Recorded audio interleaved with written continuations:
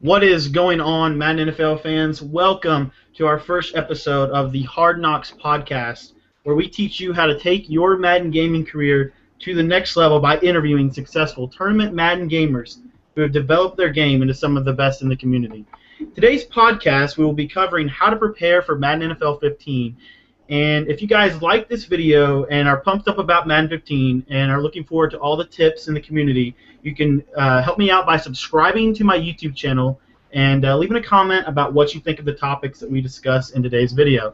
Now, on today's video, I have a very special guest. He's actually my inspiration, really got me into Madden in Madden 13, and he's actually the co-author of Madden 12, Madden 13, Madden 25, and yes, Madden NFL 15 strategy, guys. S. Gibbs, thanks for coming on the show, man. How are you doing today? I'm doing good, man. Thanks for inviting me on the show. I'm excited to talk a little bit of Madden with you, and I know you're a Madden head just like myself. You love the game, you love the competition, and that's what it's all about. Yeah, man. I mean, I can just remember it was just like it was yesterday. I was playing Madden in my room and was on the Twitch stream, and you were asking people to stream and who wanted to play, and you let me play you. Ended up beating you the first time, and then you got me the second one. But it was just a great experience, and you really helped me out a lot lately. So just wanted to let you know how much I appreciate that. But first off, guys, what we're doing with this podcast is basically we're trying to give you guys tips on how you can improve for Madden NFL 15 before it even comes out. So, but real quickly before we get into that, Gibbs, I was wondering if you could just give us some background as to how you kind of became the player that you are today, how you kind of got started in a Madden, and what was that really kind of switch that kind of turned for you, that turned you from a kind of average gamer into a tournament gamer? Great question, and I started out just like anybody else that started playing Madden. I started playing with my brother growing up, and we would play in Mom's basement. We would just kind of hang out and play games together. I used to get my butt kicked by him. He would just destroy me. At the time, I was like 8 years old, so I didn't really know what was going on. But from an early age, that camaraderie I built with my brother is really what got me into Madden. In the competitive nature of going head-to-head with him. I always wanted to try and be better than him. It's kind of what drove me to where we are today. What's kind of crazy is as I developed as a Madden player, just in general, was I didn't really have a lot of people to play with growing up. It was just kind of myself against the computer. And then moving into high school, you kind of invented the online world, which was really cool, and you get a chance to kind of test your skills online. Everyone at the time thinks you're the best Madden player, especially growing up. And you got online and you just got your butt kicked. And that was kind of like, wow, like, I think that's usually like the defining moment for someone's Madden career is like they get online and they realize like I'm really not as good as I thought I was. And it's kind of like you either decide I'm going to just give this up and go in another direction, or something inside of you is like burns at your soul, and you're like, I must get better at this game, and you go online, you look for people, you look for communities, and that's what I did. And this was, what was this, maybe like, this was like Madden 04, Madden 05 range, and that's when I first got online, and I started going through forums, and the first forum I ever actually went to was MaddenTips.com, and believe it or not, yeah, and I didn't always used to own the site, so that's kind of cool now, but the guy that used to work that site, his name was VG Burt. He's the guy that used to run the site way back then. And I used to get tips, and there was a lot of practicing, there was a lot of communicating with other people, like-minded Madden players, and I just kind of wanted to get better. I'd always be ready to play a lab game. I'd want to just test things out with people. I want to see what they thought of my scheme. Like, hey, do you think this was good? Do you think this was bad?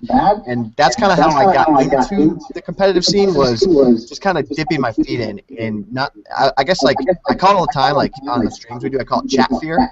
And I really think that's a real thing. It's like, if you want to get better and get to the next level, you have to break the barrier of, like, getting over that embarrassment factor. I really think it is be embarrassed of, like, wanting to be really good at a game. Even though it's a video game, you want to be good at it. So you've got to get over that fact that you want to read it with other people, because that's how you're going to get better, is communicating with other people and listening to other people's advice. Yeah. One thing you said that really caught my eye was you were playing, you started out at home just like pretty much everybody else does, and one of the things that kind of hit me was, like, I always play Madden. I got an Xbox. My first Xbox I got when I was like a first grade or second grade little kid for Christmas, and grew up just playing Madden on the computer and trying out all these plays. And I'm a football junkie by nature. It was always my favorite sport. And one of the things that really kind of got me started was a site called MaddenEdge.com. And I found him in like 2009 or 2010. The reason that he caught my eye was he was talking about the West Coast offense. And Bill Walsh is kind of my offensive guy that I really like to read a lot about. And so I started following him and saw that he was selling like a little ebook thing for like $5, and I got the ebook and started playing it. And as I played more against the computer, I ended up getting a Xbox 360 in like 2011, and then ended up going online and playing the connected franchise mode online. And like you said, just got brutally destroyed. And yeah, that's something that really connects with me. And then as I started to kind of go through and I caught you on Madden TV back in the day, in Madden 12 and Madden 11, and I started watching all your videos. Man, I almost got them all memorized by this point. I mean, I watch them now just to give me something to watch while I'm playing. But I mean, it definitely impacted me. And so Madden 13 rolled around, and I decided that was going to be my thing. Was I was going to play Madden 13 a bunch, just because I had the time and really wanted to get deeper. And so then I met you on the stream, and the rest is history. Now I do tips and talk to you and guys like Z Falls and all that all the time, and just love the game. So, but I definitely can hear you on that competitive thing. You know, when you get started, it's all about the competition, and that's kind of what drives me as a gamer as well.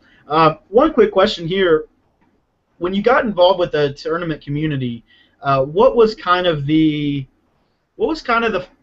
point at which you went from being that player that everybody beat up on in tournaments, and then the point that you were really kind of one of the top tier tournament players that you are today? Well, I think that's a really good question. You know, you asked it in the right ways. How did you started in the tournament community? You didn't probably have success right away.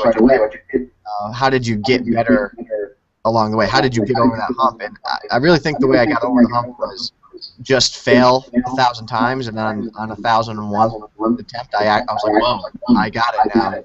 Yeah. I think a lot of that just kind of came with experience, and it's, what I noticed was when I was going into those tournaments, I had all the right players.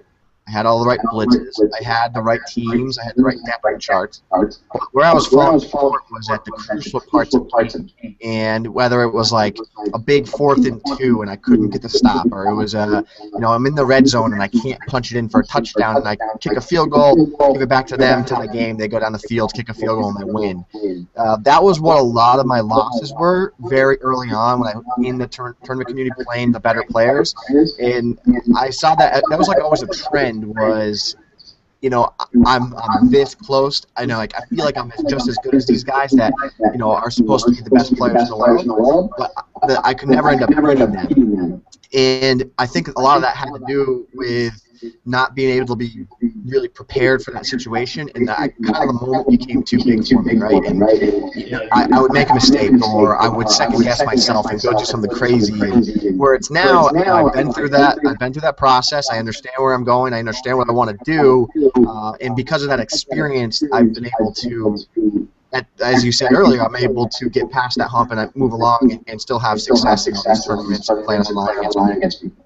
Yeah, one of the things that I've noticed, kind of just as I was playing you and other guys preparing for the Virgin Gaming Series, Challenge Series last season in Madden 13, like I was playing you, I played Zan a couple times, I played a couple of other, Ryan Dykes played a lot, and I just noticed that some of the little things that you wouldn't have even thought of, like you said, you had the best plays, you had the best blitzes, you had the best money plays on offense, you had the scheme, you had everything that you needed to be successful, but it was just that mental thing that you just kind of like, oh, I just missed this little bit here or this little bit there. And I think that's a big thing that a lot of people don't think about is, you can have, like I said, it was one of the twins you did a long time ago, and I remember the quote. I mean, you said basically, I can give you the best plays in the world, I can give you the best blitzes in the world, but if you don't know how to use them properly, then it doesn't matter. And I really can connect with what you're saying. So to everybody at home, you definitely, there is a lot that goes into it more so than just plays, because it's easy to sit in practice mode all day and run Z-spot or run 4-3 under, Mike will cross 3 and run the A-gap out of it. It's easy to do that, but what makes you great as a tournament player is being able to adjust in situations, and make those moments count. So one of the things that I've noticed too in watching like the Virgin Gaming tournament, I watched the whole thing, and I've watched a lot of underground tournaments this year by ATL Gamer Society and some other guys like that. And obviously we aren't going to debate here, but Problem considered the greatest Madden player of all time. And kind of going back to the point we just made, as I was watching him play last season, I was just like, just run bear under. He's just running bunch quads or empty giant. I mean, it's like the simplest thing. It's been around since August. I mean, people, you were running the Philadelphia playbook week 1 of Twin, and did you think then that would be the playbook that won the series? It's little things like that, But guys like him and Serious Mo and Madden 12 Truth and other guys like that, Tyranta, what they have their trademarks. Problem's always been known for that great blitzing defense. Sting pitch zone, which has become one of my favorite plays just because of the way the play works. Obviously, the bear under in Madden 13. Serious Mo this past season with the trips tight end, you knew he was going to motion that guy over, and you knew it was either going to be a slant or a bubble screen or a quick base. And Truth in Madden 12 with those user catch streaks. I mean, his streaks were pretty unique that year, the way he used or caught them. They all have their trademarks, and I guess what I'm getting at here is, as you've kind of become a tournament player and grown over the years, what has kind of become the thing that you're known for, or the trademark that you've developed as a player? I think that probably my biggest strength in terms of, I guess, my approval on what I am as a tournament player is I usually am able to come up with something that is completely my own. So looking at Madden, I ran gun 2-back, wide receiver corners, and also had the potent goal line defense that I ran goal line. Madden 11 was all about the gun cowboy stunk flips. Forget the name of the play, but that was I guess Cowboys in. I call it a power play. I guess is I feel like I always have a really strong go-to play on both sides of the ball. This year, obviously, it was Z-spot, and then you also had the nickel strong defense that I ran this year, cushion coverage. Madden 13, it was all. What was Madden 13? Madden 13 was all about the gun back, that little halfback dive, which was brought to me. Dan and I labbed that quite a bit. Madden 12, I was more so all about. That was the first ever bullet flavor. Yeah, I remember that defense wasn't that the defense that basically Tyranto used in the tournament? Correct. Yes, that was the defense that everybody ran that year. It was 46 normal. You could run it at nickel. Everyone called it Sugar D, but it was the same thing. It was what we put out at the beginning of the year. We put it out at 46. You were able to spread your offensive line and stack the linebackers in the V gaps, and you were able to get a free rusher off either edge. That was kind of the staple D. But I think what's funny, like you said, that like last year, Madden 13, Problem won it with Philadelphia playbook. Well, I did start that year, and I remember sitting on that first twin. I was like, this is the playbook, and I got my butt whooped by Farles on the first twin, and that's why I left it. I just left. I was like, I'm done with this, and I'll go find something else. I have a history of doing that. So same thing with like Madden 12 with the sugar defense or both flavors. I ended up not running that when I was in Vegas, which was a mistake. It's crazy. I keep making that same mistake. In Madden 13, I actually ran Problems bear under, and then about like 4 days before the tournament started, I stopped using bear under and went to another defense. So it's been a reoccurring theme for me. Yeah, hey man, I have the same exact problem that you're talking about. I can really go off of what you just said because guys talk to me all the time and they're like, how do you come up with these? How do you come up with all these schemes? Because one of the things that I do, if you guys that are watching are new or maybe Gibbs you don't know, I do basically what you used to do with Madden TV, but I do it with offense and defense. And so basically what I do is I give them your 5 sets for success for offense and defense and break down every single playbook in the game that I can get to. And so like I have a Rams scheme or I have a Eagles scheme, and they all kind of are somewhat related. And I'm going to get back to that point in just a minute. But basically, like you said, one of my biggest flaws is I switch defenses or I switch. I always got to feel the need to switch. And this year, for the first time in a while, I've really stuck with the Arizona playbook. It was actually the starter guide that you guys released last year. It's a lot of things that are based off of that, and a lot of stuff also that's based off of kind of things that I've read on smartfootball.com and real concepts at work. And I've had a lot of success offensively, and I feel like that offense can do a really pretty good job at anybody in the game, and it's just because I've ran it so long. One of the things that I think Zan is known for is he sticks with one playbook all year. Zan, if you guys don't know, over at Forward Progress Madden is his Twitter, and you can check him out. He does YouTube. He's good friends with Gibbs and EA Game Changer. He's just a great player, and one of the things that he's known for is, like you said, sticking with one scheme instead of switching. And I think that that's something that we miss a lot of the times too. I mean, how many times have I watched this Atlanta Gamer Society stream, or Coach K's tournaments, and seen, basically almost all the time you see a lot of similar plays that are being ran. It's the execution that is what's changing. Serious Mo runs that trips tight end, and that's what he runs, and he's ran it all year long. And I feel like there's definitely something about sticking with one scheme for 1 year, and the ability to grow with that. So I think that that's definitely something. Once you find that scheme that fits. I know for you, we were playing last year. That Green Bay really kind of stuck with you, and from what I heard, you didn't have hardly any problems offensively that season, right? I had no problems offensively. I had no problems defensively. I got super focused in that Madden challenge on stopping pass wheel drag, because I was when I get to the final 16 and I get to the final 8, I'm going to face that. And you know what? That's what people face when they get to the final 16, final 8. That's what people were running. But unfortunately for myself, I didn't worry about everything else I needed to worry about to get to the final 16. So I lost in the first round of the live Virgin Gaming Madden Challenge in Las Vegas, unfortunately.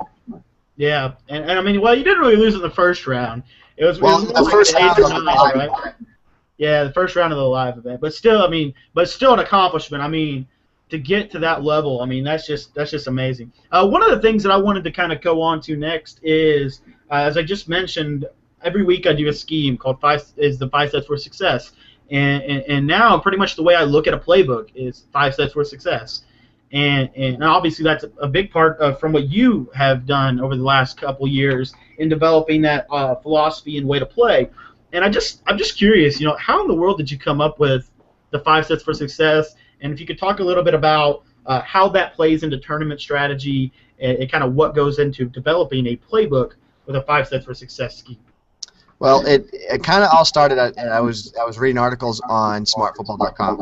I still read a ton of articles there from Chris at Smart Football. Every so often I go back and take a look. But this was maybe, I think I started the 5 Steps for Success in Madden 10.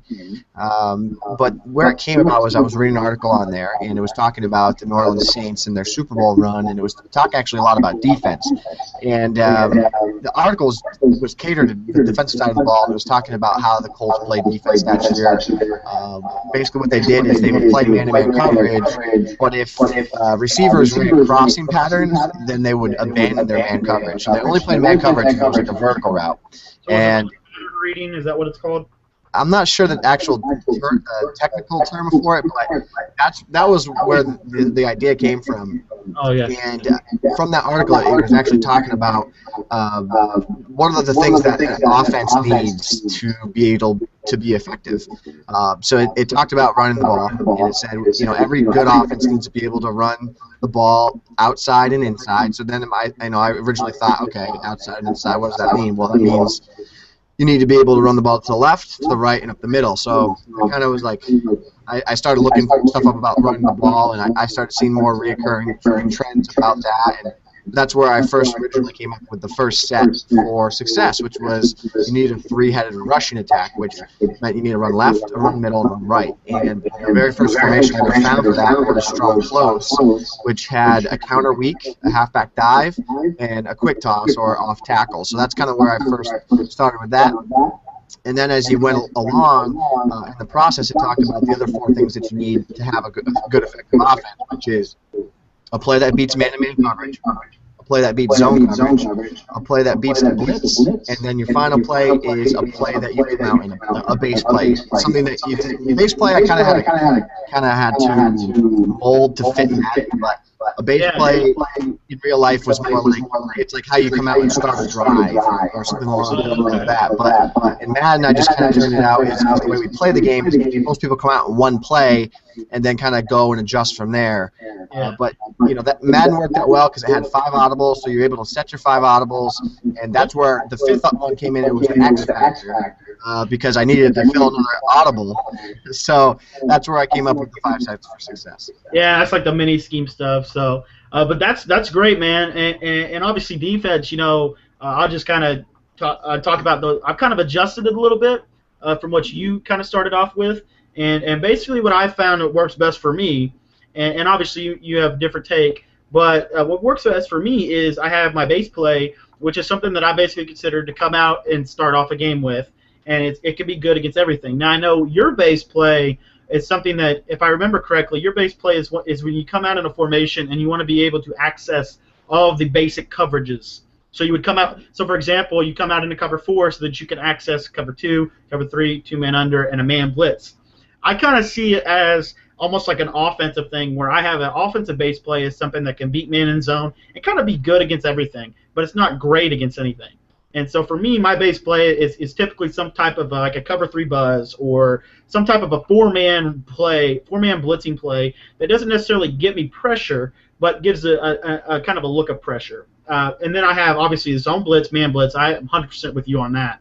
I think that's essential. 3-headed rushing attack on offense, but a run defense, having an actual play that you use to shut down a 3-headed rushing attack. And then on your what you would call an X factor is where you would have that one defense that nobody has. And like you said, that defense that stops Pat's wheel drag, that's the X factor or something like that. And for me, I see it more as my X factor is the ability to get into a coverage defense like that, and so I'll set like the cover 4 as an audible, and then cycle through like that.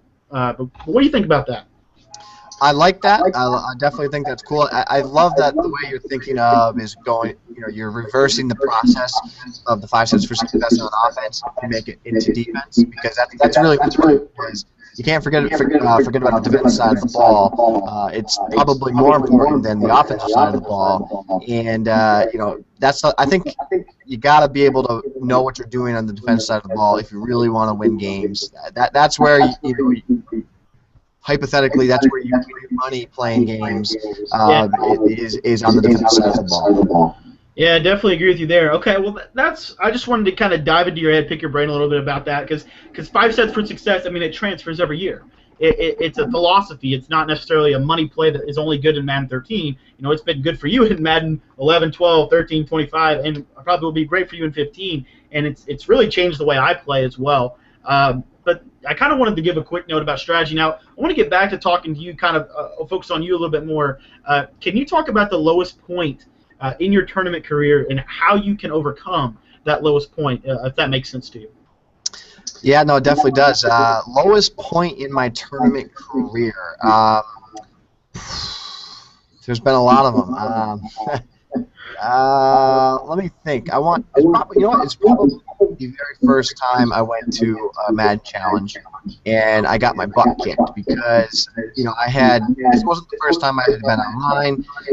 This wasn't the first time I had played in a tournament, but it was the first time I went to a Madden challenge, and I really thought I prepared for it. I thought I was ready to go in. I'm going to win a game. I'm going to win 2 games, and I go in and I get my butt handed to me first round, and it was like, well, here I am putting all this time in trying to become a good player, and at this point, it was probably about 2 years along the process of the first time I got online and got my butt kicked, started going to forums. So I had been playing the online forum game and researching and trying to get better for about 2 years, and I was still getting my butt kicked, and it was kind of like, well, how am I ever going to get better?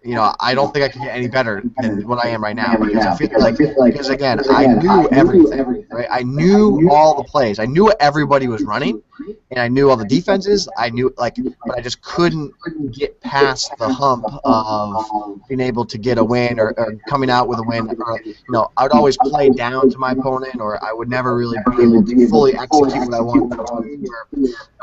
I would be it's like when you know it because you create schemes, right? When you create a scheme, only you know the small nuances of it, and it's you can tell someone how to run something, you can show them all the setups, but it's really hard to be able to prepare that person for the actual moment, because there's so many things that go into a game of Madden that you can never really prepare for with just a guide or just setups, or you can't cover it all, unfortunately. And when you get into those moments and you're not an experienced player and you haven't been there before, that's where it becomes difficult, because this is something that I've always struggled with. Is I always tend to stick to the formula, where you always hear we talk about to Z Falls. We always say, well, he can kind of be a cowboy sometimes, because he'll just go do something random, because he does a good job of saying, okay, this isn't working, I need to try something else and see what happens. And I've gotten better at that over the years, but originally it was always like, well, no, I have this play. This is what this guy's telling me to run. He's saying this is the best play. I'm going to do it. And eventually I would run into someone on buzzsaw and they'd beat me, and then I'd be like, well, what the heck? Yeah. I definitely feel you on that. One of the things that has kind of hit me now, as I said, is literally almost everything I do Madden-wise now is run through this filter that I developed in Madden 13. And what I mean by that is basically if I'm watching a tournament, or if I'm looking at someone's, like if I'm reading a comment and they're like, I've been doing this on Madden, and I literally just psychoanalyze everything. And I'm like, well, that's not as good as this. That's not as good of a money play as this. That's not as powerful. For example, there was a play last year out of the 4-4 that I liked, and 4-4 was kind of my bread and butter last year. And it sent a guy through the A gap and through the B gap untouched, and you could block like 6, I believe. Anyway, and that was kind of my thing, and that was kind of my play that I would basically hold everybody to that standard. And what I noticed is it really doesn't, like I said, it doesn't matter if you have the best plays if you can't actually work how to manage a game, how to go about it. And so one of the things that what I do now is, like, for example, I'll come out in my play, and what I do is I try to psychoanalyze the defense. Because, for example, we all know how to read a 2-man under. We all know how to read a cover 3. We know the safety stuff. As tournament players, we get all that. And I think the challenge is but another thing that the challenge is like tournament players, they're going to make everything look the same. So it's almost like reading the defense it's almost like you're never going to get a good read, because you know what they. Does that make sense? Know that they know that they're going to have to make everything look the same. And so how do you adjust all that to your scheme? That's one of the things that I've been big at this year. But I think that's something that's huge for the tournament community in terms of how do you actually like you and I'm very similar to you in the sense that I want a step-by-step kind of way to play the game. And so how do you develop a step-by-step way to play the game, but still be able to, like I said, still be able to adjust? Because, even though Z Falls is better at maybe in the moment than you are, it's very obvious to me from watching the game, from watching Twim, and even watching the Mud Invitational, that just being good at adapting is not always. You have to have both. You have to have the ability to really kind of fundamentally just be better than everybody else. But you also have to have that ability to adjust. Yeah, there's a couple things I want to hit there. You made a lot of good points. So the first thing you said a couple minutes ago, it was about, you had that great 4-4 blitz and you held a standard to everybody. I have found over the years that one thing about learning how to become a much better Madden player, and actually this probably extends to real life too, is you have to admit when something that you have isn't as good as you think it is. So that's when you create a scheme or you create a play or create a blitz or whatever, in real life, right? If you have something you do and you think it's the best thing ever because it's yours and you invented it, right? You have to admit when you're beat, and maybe it's not as good as you think it is, and you have to reevaluate. So that's one thing I wanted to talk about there. And the other part was the step-by-step process of how to kind of become a better player, right? So, like you said, Farles is much better at adapting. I'm much better at the step-by-step process, having those best plays. And I think that in order to get to like the lower rung of like the best players on the planet, you need, in my opinion, to have the step-by-step process first. Yeah. And then you need to learn to adjust to be able to get to the upper echelon, like the top players, right? And I say that because I always like to call them power plays. Like the power plays, Z-spot, right? That's going to allow you to beat the majority of people, okay? But what ends up happening is when you get to the best players, they can stop Z-spot. They know how to stop it. They're ready for it. They're able to stop it. So then you have to go to your secondary stuff, right? Yeah. So what I personally think happened in the rotational game is that Z-Farles didn't have the power plays down to a point where he could beat the lesser opponent, right? Not that, his actually Suggs is really good, so that kind of throws that argument out because Suggs is a really good player. But just in general, oh yeah, if you don't have the power plays, you're not going to get to the point where you're going to be able to beat the best players, because the power plays gets you to the best players, and then to be able to beat the best players, you have to be able to adjust. So, because they can stop the best plays, if that makes sense, and that's where, if you could combine Z-Farles myself, you become the ultimate Madden player. I was just thinking that, man. One of the things that I'm going to be doing with this podcast, I'm really hoping that I've already talked to Z-Farles about potentially coming on, and he's agreed, and so he'll be coming up, guys. But one of the things that I really want to talk with him about is the Mud Invitational, and really quickly, just kind of a one-line little explanation of what Gibbs just said. I want to kind of bounce off of what he just said. He said that Z-Farles basically didn't know how to use the power plays as well as Gibbs did. So because he didn't know how to use the power plays, he could not then maximize his potential of being able to adjust. Hopefully that makes sense to you guys, because what I'm getting at is there is certainly 100% time for that lab. You've got to put in the hours of labbing. Just like we said, just like they said on Twim a couple of Twims ago, I believe it was it was Madden 13 actually, but it's just something that reigns in my head all the time from them when I think about this and when I'm talking about Madden stuff. Don't run a play that we give you and never practice it, because you have to have it down fundamentally to be able to actually apply it. And I think that's something that I think that Z-Farles really struggled with in the game against Hosh Suggs. Now we're not debating the fact that Hosh Suggs is a great player and he had a great scheme, but what was interesting was how much simpler Hosh Suggs' scheme was compared to Z-Farles. Because you saw Farles come out in ace close, then you saw Farles come out in 5 wide, pistol ace twins. He had all the power plays, but didn't know how to really work them. And I think that's a huge point for you guys as we're kind of getting ready to develop our schemes and stuff. There is certainly that time that you've got to put in the practice mode. And I don't think that, don't use that as an excuse to not put it in. We're going to put in as much time as we can, but you also have to put in that time if you really want to be good.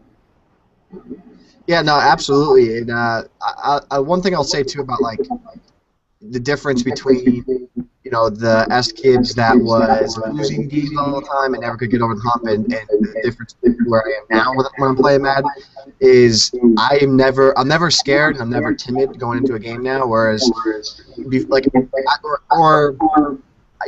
take that back. I have the emotion of like excitement and like you're stressed out for a big game, because that never goes away. But it's more about I don't play scared and I don't play timid. And where that I feel like before, when I wasn't fully confident in what I could do and accomplish on the field, I would play scared, I'd play timid, and I wouldn't really kind of like let loose. And I wouldn't really I would do weird things because I was afraid. Like I was like, oh, this guy, I know who this guy is. He's supposed to be really good, and like so it would alter the way I play. Where now it's like I don't care who I play. I'm gonna go in and I have the mindset I'm just gonna smack them and I'm gonna beat them and I'm gonna go in and that's able to play like freely like that, I think is a big factor in being able to play to your full potential. Oh, definitely. I think that's a huge point, because one of the things that like hit me was basically the first time I played you on the stream. It was literally like, if I don't beat S Gibbs, I basically, I was thinking, was like, I'm getting ready to play S Gibbs. You guys know who this guy is? You guys know how good he is at this game. And I'm like, who am I to be playing S Gibbs? I mean, I remember this was really in my beginning stages when we played, and I was running like inside blitz stock from the 4-6 on you, and you're like, that's a great play. I was like, no, it wasn't. It was just the inside blitz. But I remember thinking that, and now that I have that, now that I've kind of seen that I'm actually pretty comparable to you and other elite players in the game, and when I watch everybody having that kind of knowledge, I mean, I can really see what you're saying there on being able to play freely. Because like I remember we were joking around at college. I go to Johnson University College, and we were joking around in the dorm room about me being able to play while I'm in the hallway or doing something else, because I don't even have to look at the screen anymore. That's how well I know the game. And I think that's a huge point that you just made, because I think that it has a lot of power. But real quick here, one of the things that I wanted to kind of this kind of lead us to the main point of the show. But when I was coming up in Madden 13, I played so much more than I did for Madden 25. I mean, I would get off school or I would get off work, and I would come home and I would play until like 3 or 4 in the morning every single night for a year. And I was on every forum. I was a lot of Madden tips. I watched I've almost got Twims memorized at this point. I mean, I watched them all the time, and I was just that's how I was. But anyways, what I mean by that is I think that I'm actually a lot better of a player in Madden 25 than I was when I was in Madden 13. And I think the huge part of that is because I already had that basic understanding of how Madden works. And I was wondering if you could just hit a little bit on how the basics transfer from year to year, and kind of give some guys some of the basic concepts that you already know is going to be in Madden 15. Does that make sense? Yeah, it does. It does. That's the biggest difference between. I mean, that's what makes a good Madden player. When you get fundamentally down to it, you want to know what makes a good Madden player. Well, it's being able to. I mean, things that never change. You have to be able to beat man-to-man every year. So what's the easy way to beat it? A simple mesh pattern. So 2 slants, 2 drags, 2 crossing patterns. Okay, so now I'm able to beat man. How do I beat zone? Well, you got to flood the zone. So run a trip set, or have 3 receivers in the same area of the field, and when you need to be able to think of it in terms of beating specific coverages, specifically on the offense side of the ball, and I think that makes it a lot easier for people is. Because when you first start playing and you don't really know what you're looking at, you can't read the defense, you don't know what the coverages are, and you don't know how to beat anything. You get focused on one route, you pick a play and you're like, okay, I'm gonna throw it to this guy, and this is the only guy I'm ever gonna throw it to on this play, no matter what. And that's where I think a lot of people are with their Madden game. That's how they play the game, and it's not to knock them. It's just how they play the game. They don't spend as much time playing it like we do. That's kind of the way they approach the game and how they try and tackle it. So if you could introduce that, hey, no, there's ways. There's different types of ways to beat the defense. If they're in man-to-man, you want to do this type of concept. If they are in zone, you want to do this type of concept. And when you start looking at the game in an analytical approach like that, that's when things start simpler, because Madden can be the simplest game in the world, but then it can also be the hardest game in the world at the same exact time. Yeah. I mean, that's exactly what I'm getting ready to start doing on the channel, actually. I mean, the only thing that I feel like that is my weakest point right now, and I feel like it's a lot of people's weakest points, is that 2-second post-snap read that you have to get to know where you're going with football. What I mean by that is, for example, I have a play that basically you have a drag on the left for man, and then you have a flood on the right for zone. And so I've got to look at the safeties at the snap and diagnose what type of a shell they're in, if they're in cover 2, cover 3, cover 4. Then I have to look at the defender to see if it's man or zone. Does that make sense? It's basic reading. But I think that's the hardest thing to get down, and because it's literally, I mean, it's 2 seconds. You make that, and there's no going back once you make the read. I mean, it is what it is. So I think that's what I'm going to be talking a lot about more is, obviously you have your pre-snap kind of hypothesis of what you think they're going to be in. But there's you can't, like you said, you can't simulate that. You can't simulate them calling a cover 19 buzz and having 10 guys in the deep blue and 3 guys in purples. You can't simulate that. So you have to just get better at basic concept reading in the pre-snap, but also that 2-second do-or-die moment in the post-snap. So that's something that's really huge for me going forward. I think that's the one thing that literally I think everybody can get better at, but I think especially me, I think that's the one thing that I'm putting a lot of emphasis on right now with my game. And I'm going to be putting a lot of emphasis on it with the channel as well, because like we just said, there's things that carry over from year to year, but it's very important to at least you have to know how you're going to attack that concept. So absolutely. We already talked a little bit about the 5 sets for success and kind of your philosophy about how you're playing. I've got a couple questions left, but basically what I want to get at here is we have kind of things that we look for. So, for example, like you said, with the 5 wide receiver trio this year, you ran out of the Bears book. I guess what I'm getting at is why did you pick the Bears book to run that 5 wide receiver trio when it may be in somebody else's book? Or for example, that's probably a bad example, but like last year, why did you pick Arizona to run the spread out of when you could have picked New Orleans and they had the Saints spot shake? Or for example, this, like I said, hopefully that makes a little bit of sense. But basically, what I'm getting at is, what is your process in developing an offensive and defensive scheme, and what do you go about picking your playbook? That's a great question.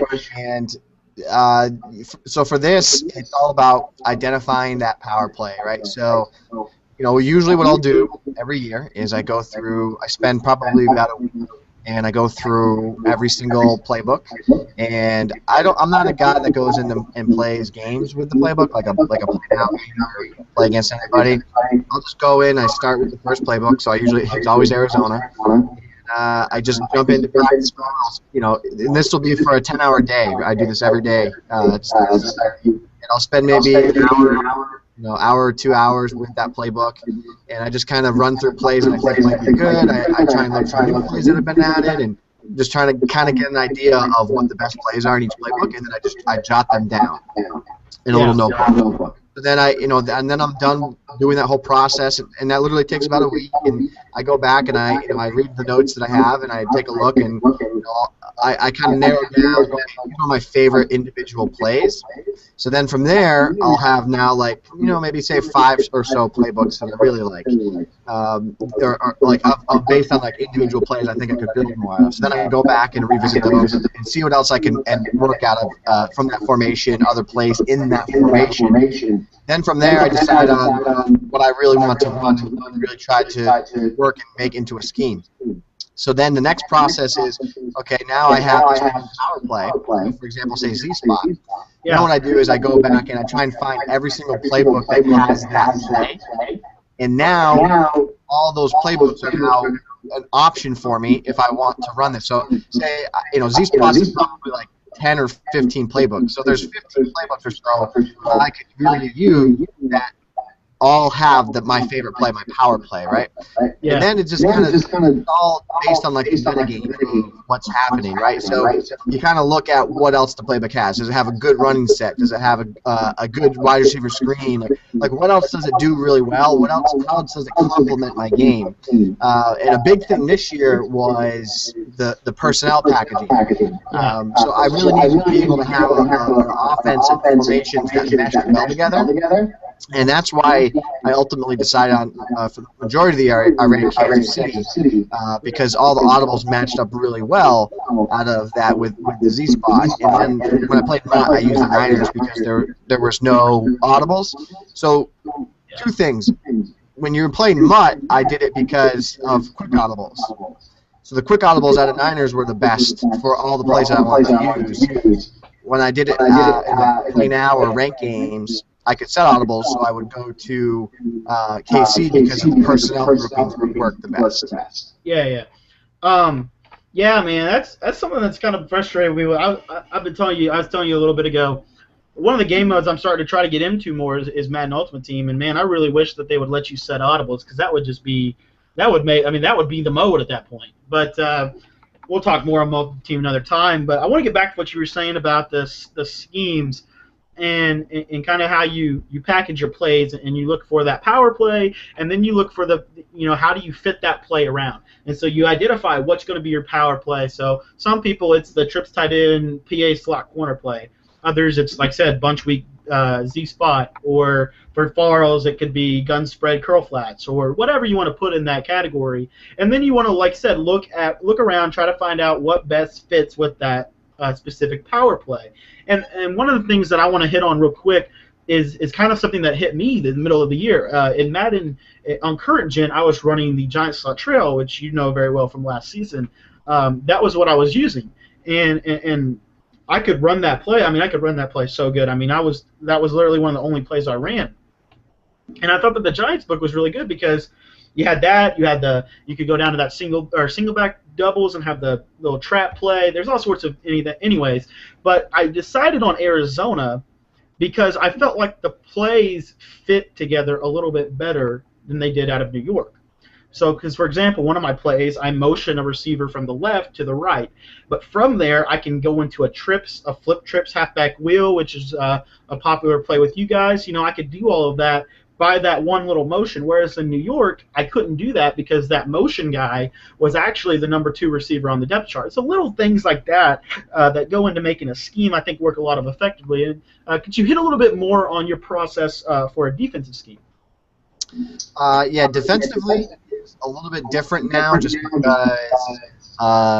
you can't go to and from formations a ton. So I really think now, like defensively, you want to just be in one formation and kind of do or die for that one formation until they pick a new play. But defensively, it's being able to call all the coverages. So usually there's always a cover 4 audible in my audibles. Then I usually make sure that I have a cover 2 blitz in my audibles, and then I usually will come out in a well, actually no, I'll come out in a zone blitz. So that that's usually my base defense is a zone blitz, and then I can adjust from there. I can make it into a coverage defense.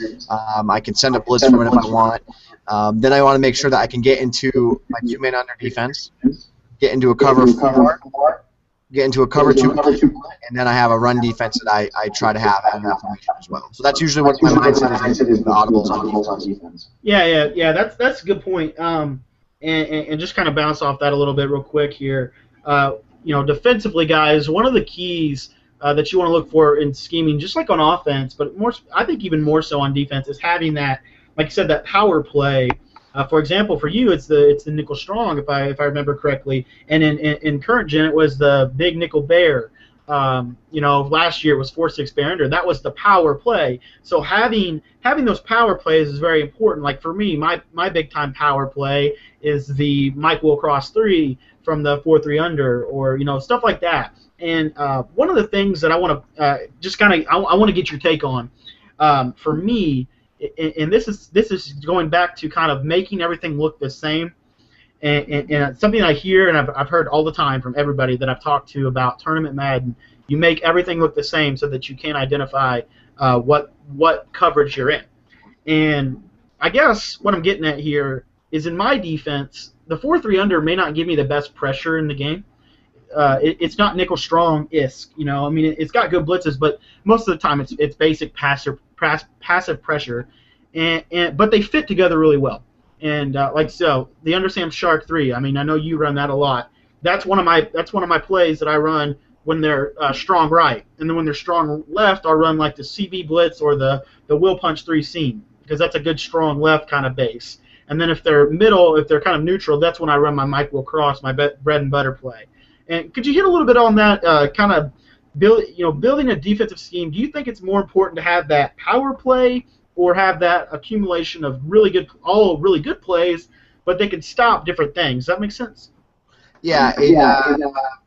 So the thing I would say to everyone that's listening about a power play, because they sound really good, they sound awesome, but as powerful as a power play might be, it can hurt you just as bad if someone can stop it. So the defensive ball, yes, nickel strong zone blitz that I run is really hard to stop, and I can make a lot of adjustments out of it. I can turn it into cover 4, cover 2. I can do a lot of different things out of it. But what ends up happening is when you play somebody that knows it's coming, it kind of is rendered useless, unfortunately. So I think that the nickel strong defense gets you past the initial phase of beating people. But when you get to the upper echelon of players, I almost think having like that 4-3 under defense is better. Because it's the passive pressure that usually wins out, because that's where they have a tendency to make mistakes. And when you have been watching any of my streams or when I'm playing, usually what ends up happening is when someone shows that they can stop nickel strong, I immediately stop using it, and then I would check down to 4-3 under, and I would use a combination of Sam Shark, CB Blitz, and then when they would show that they could stop that, I would then go to the nickel 3-3-5 Sam.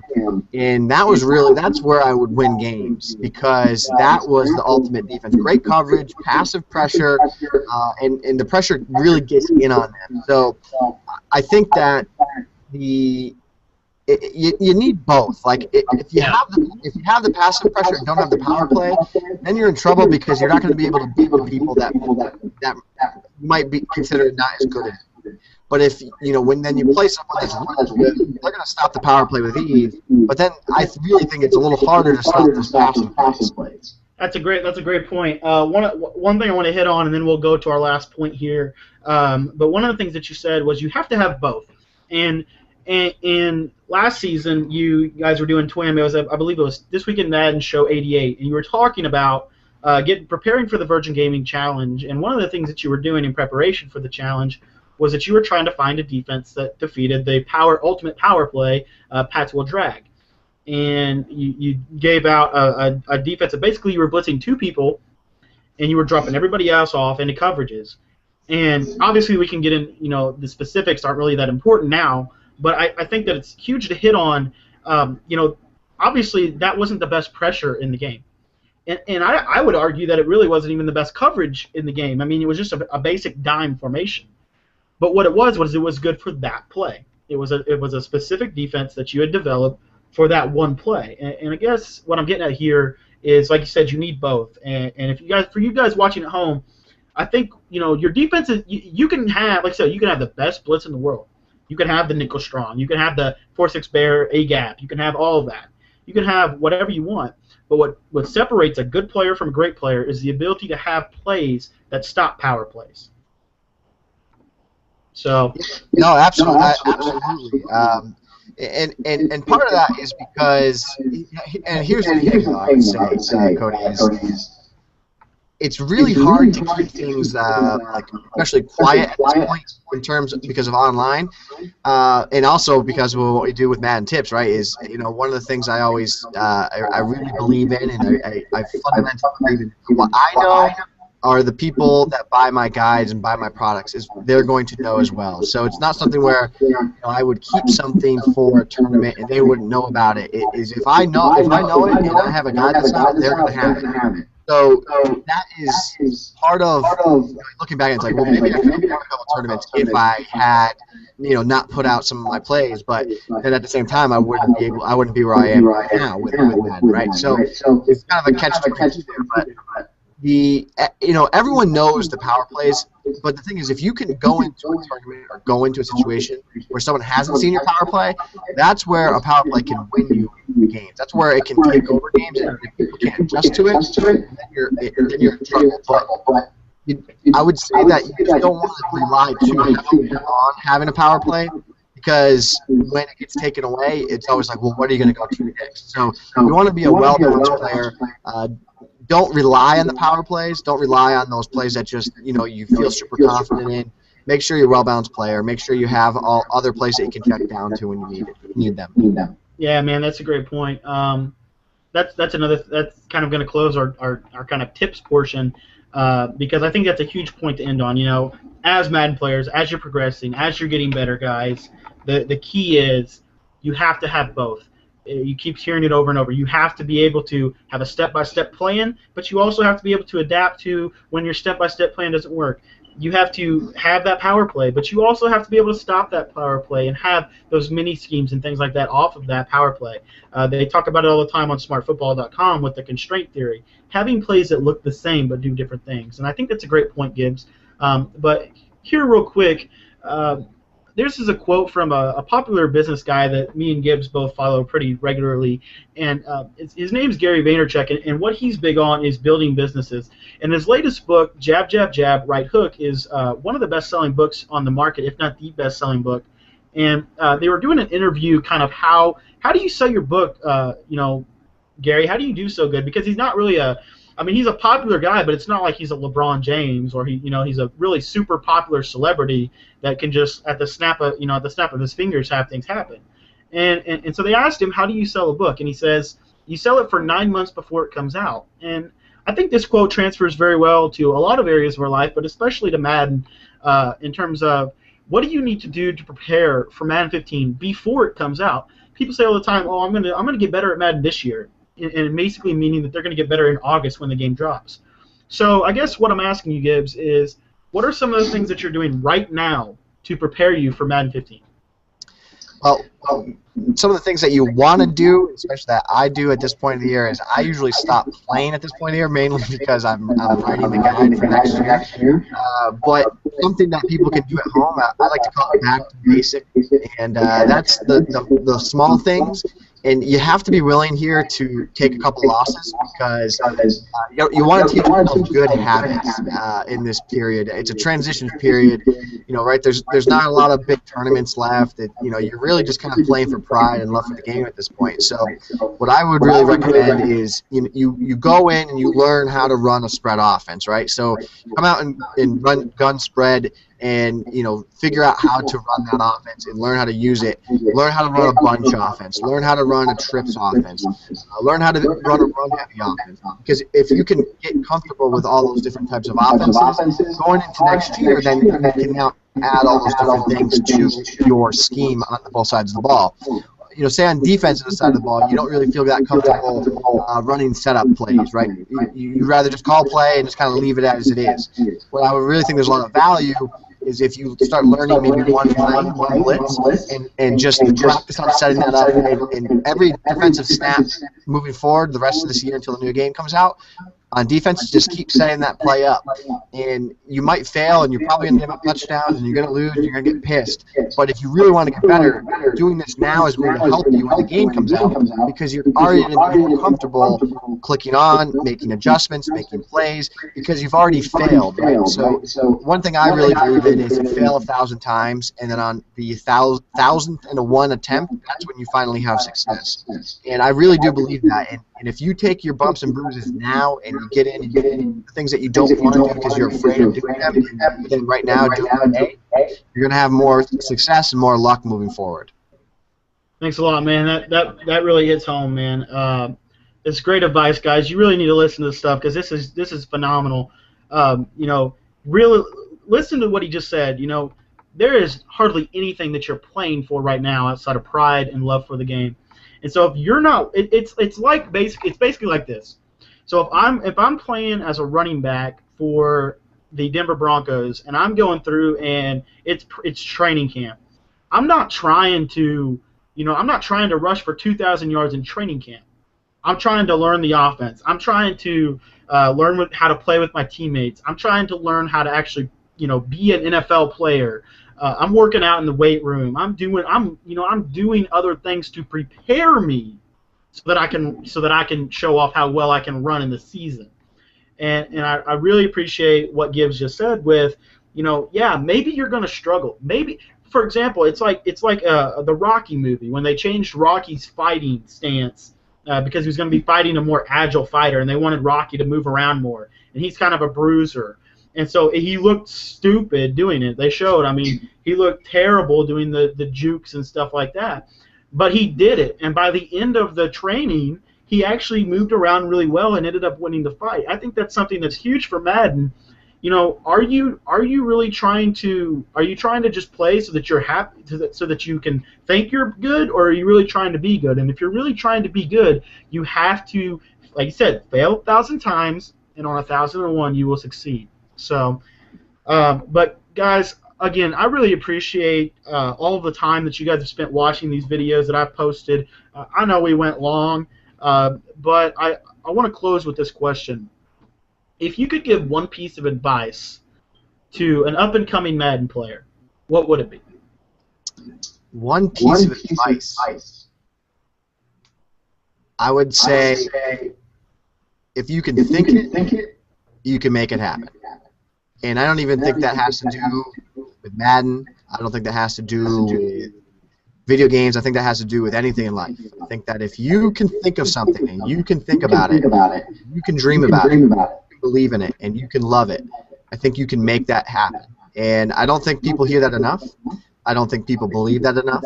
But from the bottom of my heart, it can happen. You have to believe it, you have to think it, and then you have to take action on it, and you can accomplish the things you can accomplish in this life. That's great, man. Yeah, that's a great piece of advice, guys. You really grab a hold of what he's saying here, because it really does impact you. You know, you're not going to go from beginner player to problem or S. Gibbs level overnight. But like you said, if you can think it, you can make it happen, and you make it happen by putting in the hours in the lab and working hard.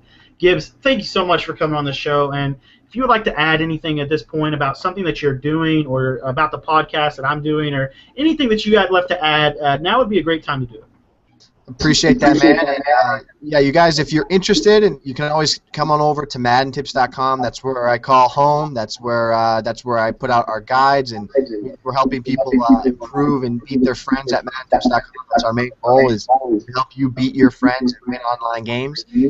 I'm also just recently started a website. It's called RealGamer.com. That's real with 2 E's, RealGamer.com. And what I'm doing there is I'm teaching guys like you, gamers, how to have success online, whether it's building a YouTube channel, building a live stream channel. The main objective is to be able to show you guys real stories and experiences how to have success online. If you ever have any questions, feel free to message me. You can hit me up on Twitter at @sgibbs7. And I appreciate you having me on here, Cody. This was a lot of fun. I love talking Madden. I love breaking Madden down and getting to the analytical side of things. And what you have here is really cool. I can tell you're a very passionate guy about the game, and you think about it. You know, I see a lot of myself in you at a young age here. And you know, you have that drive, that spark, and you're excited about what you do, and you're not afraid that you enjoy playing a game. And I think it's really cool. You got to keep this thing going, and I'm glad people are supporting you with it. Thanks, man. I appreciate it, guys. Just grab a hold of everything he just said. You know, he's a great guy. He will help you out with Madden anytime. Hit him up on Twitter, guys. Thank you so much for listening to the show, and be sure to thank S. Gibbs on Twitter. Remember, that's at SGibbs7. Hit him up on Twitter. Let him know that this show impacted you, and let him know how it did. And also, guys, as a member of RealGamer.com, I just have to say it's a really great website. There's a lot of great things that you can find there, not just about YouTube, but just gaming in general, and it really helps you out, guys. So that's all we've got for today, guys. But if you really enjoyed this podcast, I would just appreciate if you guys left me a like rating below. And make sure to check out our next podcast. We should have one back up in a couple of weeks here. But thanks a lot for your time, S. Gibbs, and we'll see you guys later. Thanks.